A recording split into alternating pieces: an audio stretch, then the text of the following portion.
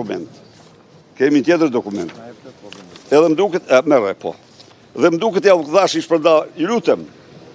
Ka një prokuror të posaçme ku me datë 24, po,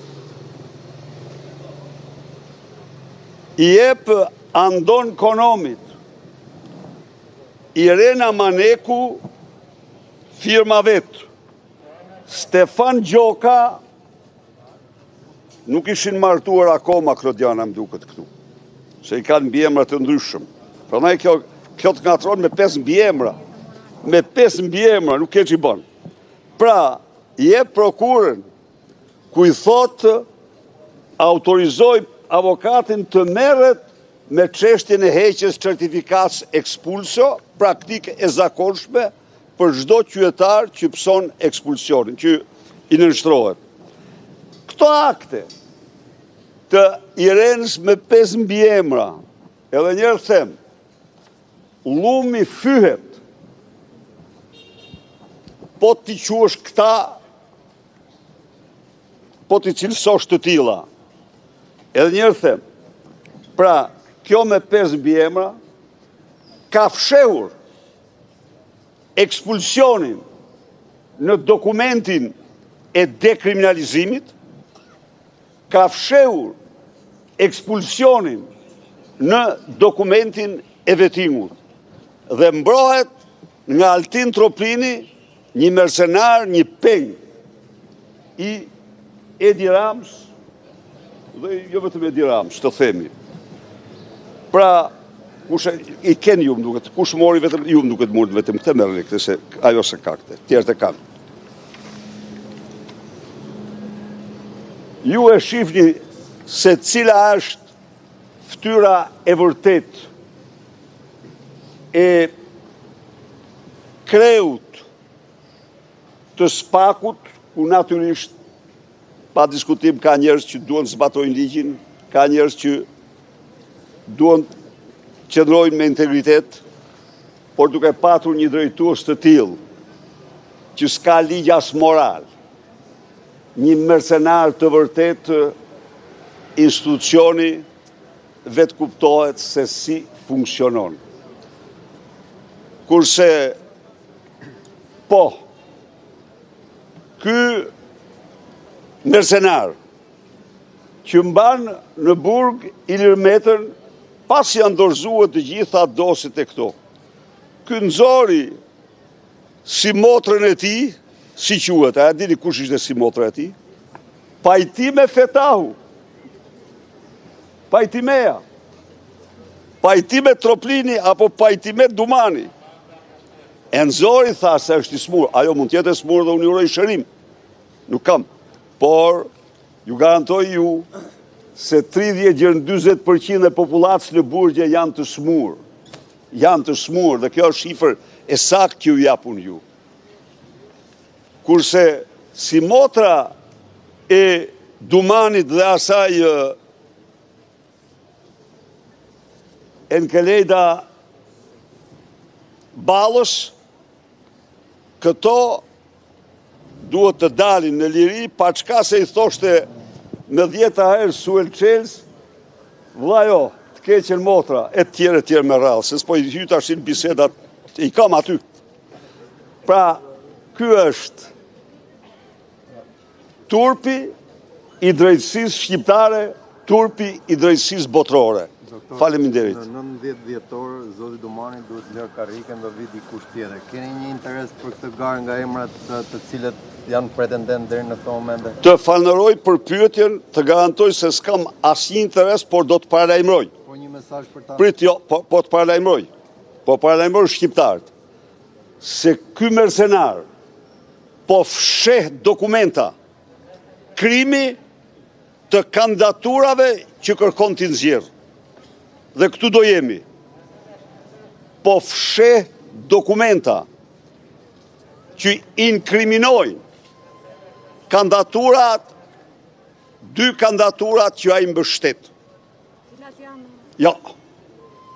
Unë rezervoj të drejtën t'u them ju këtu se çdo dokumenta ka fsheh në momentin kur të dalë në skenë, por ky kam informacionet plota se ky po fsheh dokumenta të personave që kërkon t'i kandidoj për kryetar.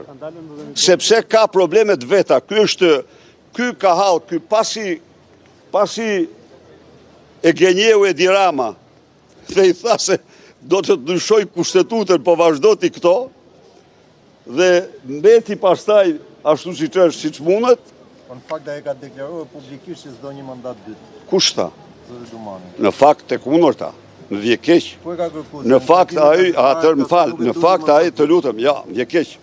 Në fakt ai në mënyrë të përsëritur, të pakten mund t'i numroj në komisionin parlamentar, në konferencën për shtyp, në konferencë tjetër, çfarë ishte për drejtësinë e tjerë, ai ka kërkuar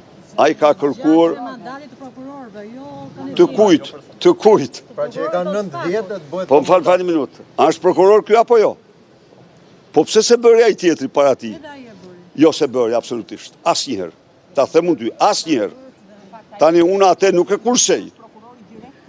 Jo, unë atë nuk e kursej, se ai është, i kam thënë, një xhelati i policisë sekrete hoxhiste, po këtë nuk e bëri ai. Ai nuk shkoi, ai nuk e shtroi në tabu, në çështje kryesore, zgjatjen e mandatit dhe ndryshimin e kushtetutës për krimet që kanë kryer këta.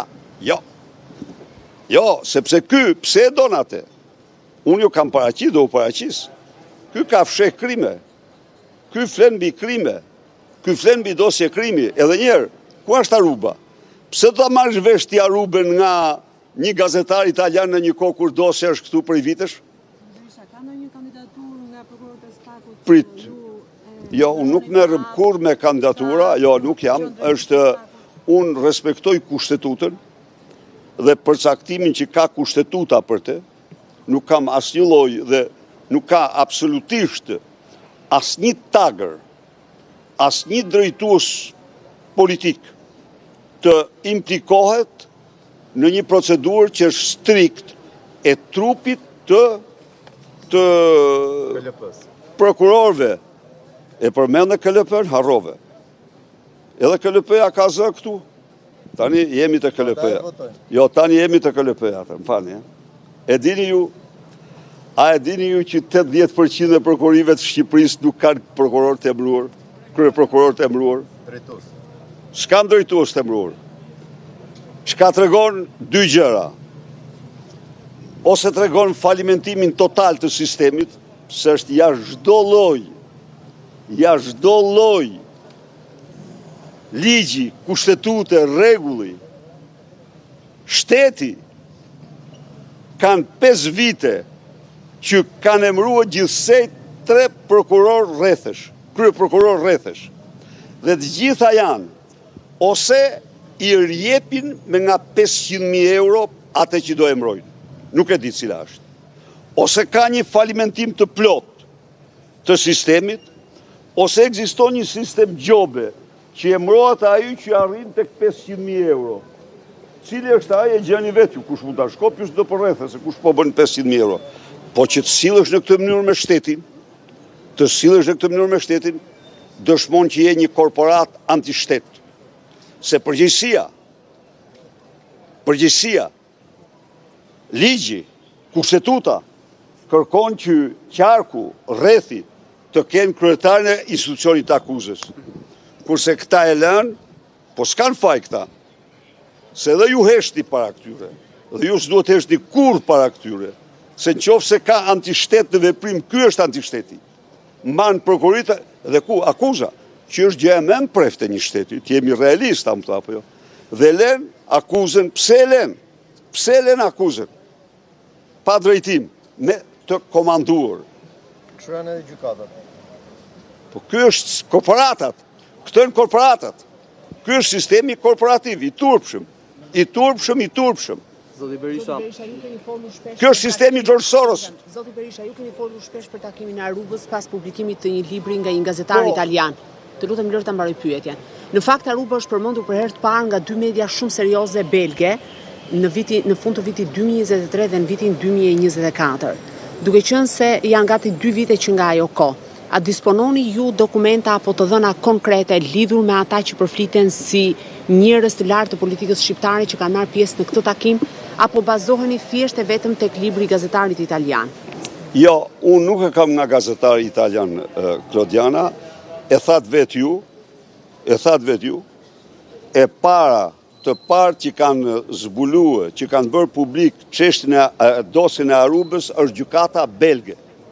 Është gjykata belge, ku në gjykatën belge ka dalë emri i Edi Rams. Nuk them se, nuk e di se ka dalë si pjesëmarrës në takim, por di 100% sigurt që një nga pjesë